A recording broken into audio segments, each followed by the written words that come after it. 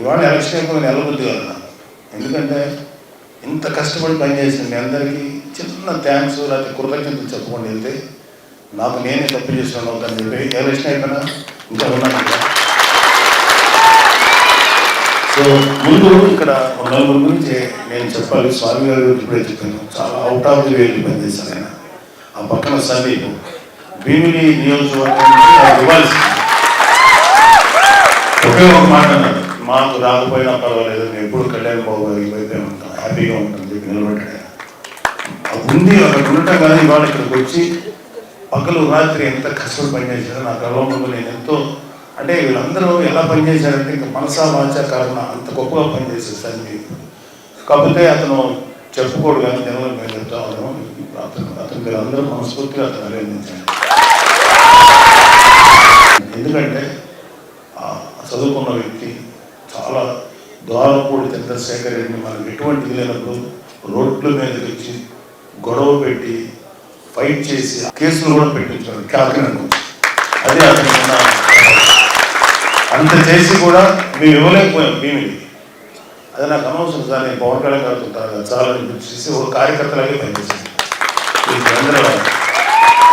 అలాగే మహేందర్ రెడ్డి ఆయనది యాక్చువల్గా తెలంగాణ, ఆయన శంకర్ కూడా రాలేదు.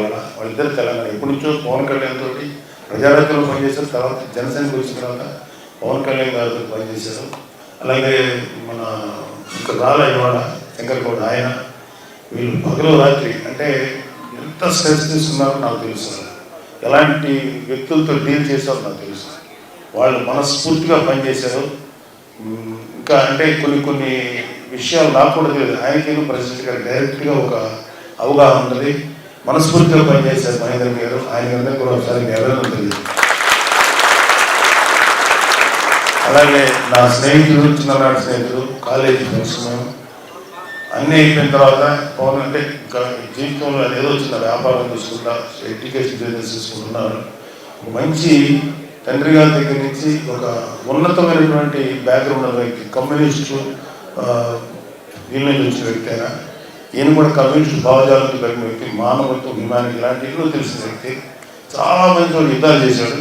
ఇప్పుడు మీరు కుర్రోళ్ళు ఎంత ఆవేశంలో ఉన్నారో అంతకు 100 రెట్ల ఆవేశం ఆడుతుంది మాకు తెలుసు. అజయ్ గారు కాలేజీలో కొట్టడానికి యూనివర్సిటీ కానీ కేవలం మంచి కోసమే పనిచేస్తారు. అప్పుడు కూడా మంచి కోసమే పనిచేశారు.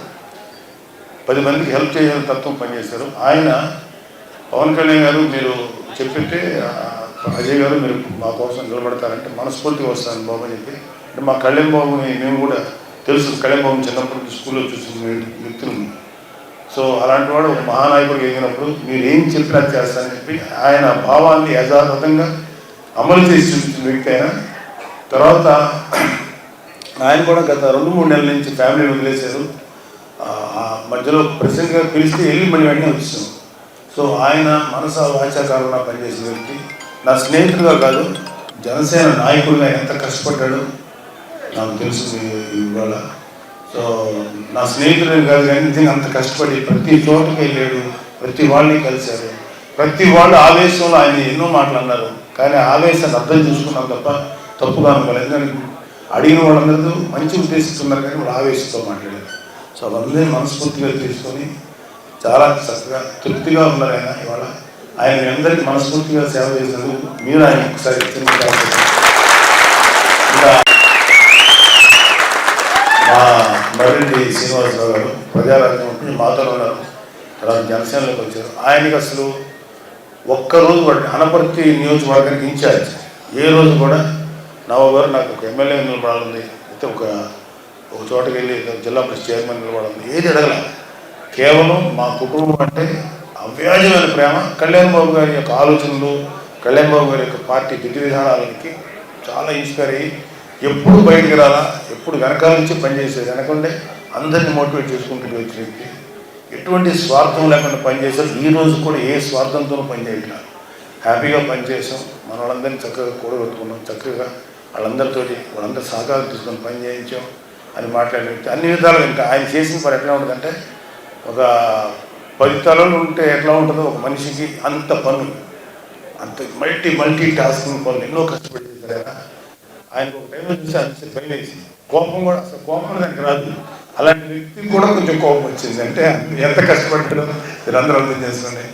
మర్రెడ్డి గారు ఇక్కడ ద్వారపూడిలో ఉంటారు, ఎప్పటికీ మీకు అందుబాటులో ఉంటారు, మీ అందరూ అందుబాటులో ఉంటారు, వేరే సంగతి తర్వాత చెప్తాను. సో ఆయన కూడా మీ అలాగే తుమ్మలపల్లి రమేష్, ఆయన మాటల మనిషి, జాతర మనిషి, జగ్గంపేటకి చాలా ఇన్ఛార్జ్గా ఉన్నారు ఆయన.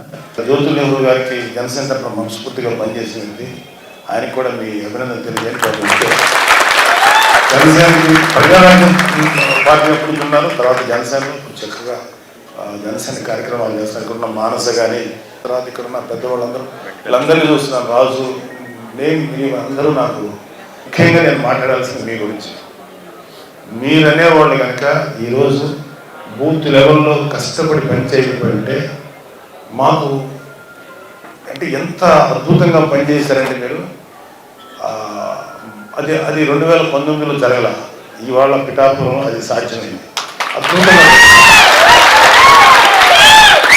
ఒకళ్ళెవరో ఫోన్ చేసి, ఏమండి మధ్యాహ్నం ఫోన్ చేసి 4 o'clockకి 3 o'clock మన వాళ్ళకి అప్పుడే సంబరాలు పడిపోయారండి, అందరూ వచ్చేసి ఆడుతున్నారంటే నేను చెప్పాను, బూత్ లెవెల్లో పనిచేస్తున్న ఏ జనసేన కూడా బయటకు రాలేదు, అక్కడే ఉన్నారు, కష్టపడి పనిచేశారు. ఈవీఎంలు స్ట్రాంగ్ రూమ్లోకి వెళ్ళి లాక్ చేసేదాకా ఉంటారు, బయట హడావిడి లేకపోతే ఎంజాయ్ చేసింది మన ఈ బూత్లో పనిచేయని జన సైనికులు ఉంటారు, వాళ్ళ సంతోషాన్ని మేమే అక్కడ ఆపుతాం. వద్దండి, వాళ్ళు హ్యాపీ దొరుకుతున్న అరుస్తున్నారు, ఏం చేస్తాం చెప్తాం. అరే బాబు కొంచెం నిదానంగా ఉన్నాడని మాకు తెగ వచ్చేస్తున్నాయి పెద్దవాళ్ళ నుంచి కాల్స్. ఒక పెద్ద డిపార్ట్మెంట్ నుంచి ఫోన్ చేశారు ఆయన, సార్ మేము కుర్రోళ్ళు కండువ వేసుకున్నారు సార్. నేను అనుకున్నాను తెల్లక, మాకు జనసేన కండువ ఉంటుంది తెల్లగా, అది అనుకుని ఎవరు కండువాలు వేసుకోవద్దు. తర్వాత వచ్చి మన వాళ్ళు ఏమన్నారంటే కండువాలు తీసేయమంటే మీరు ఫ్యాన్ తీసేయండి అన్నారు వీళ్ళు.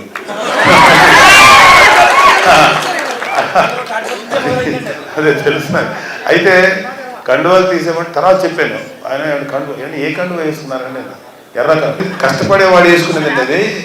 ఒక కార్మికుడు, ఒక కర్షకుడు చెమట తుడుచుకుంటే అది కార్మికుడు కర్షకుడు యొక్క దీనికి ఇసుకోండి ముఠా మేస్త్రి,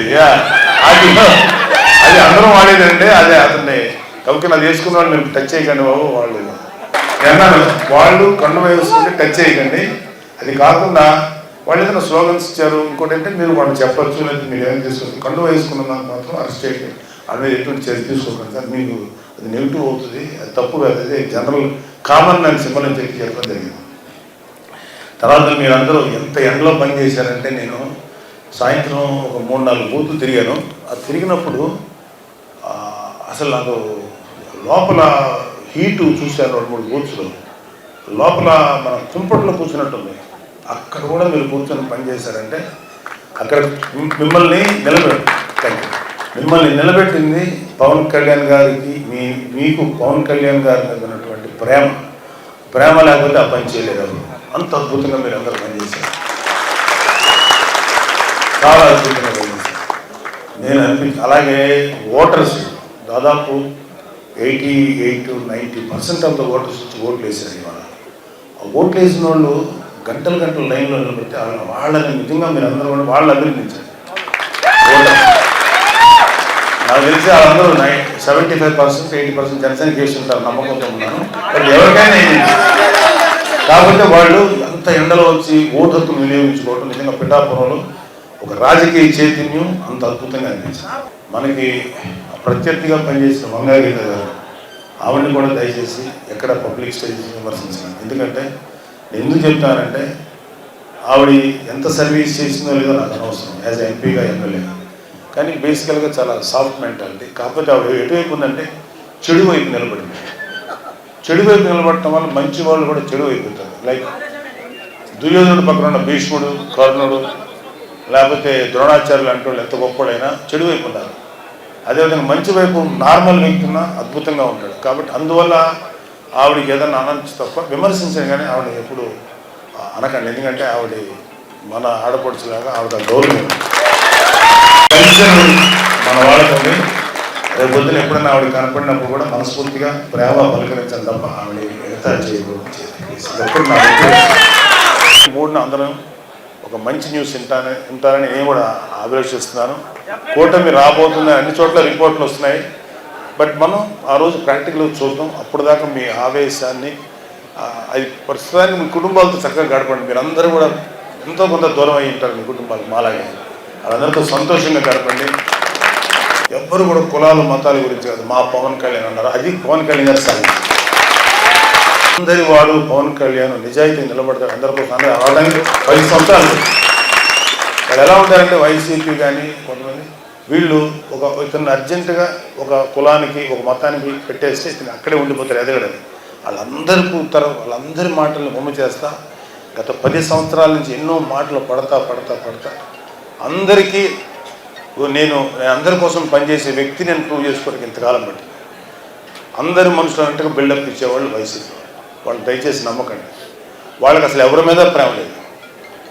వాళ్ళ ఆఖరికి మిగతా కమ్యూనిటీస్ని మిగతా మతాలు పక్కన పెట్టండి. ముస్లిమ్స్ మీద ప్రేమ లేదు, క్రిస్టియన్స్ మీద ప్రేమ లేదు, ఎస్సీస్ మీద ప్రేమ లేదు, ఆఖరికి వాళ్ళ అమ్మ మీద చెల్లి మీద కూడా ప్రేమ లేదు.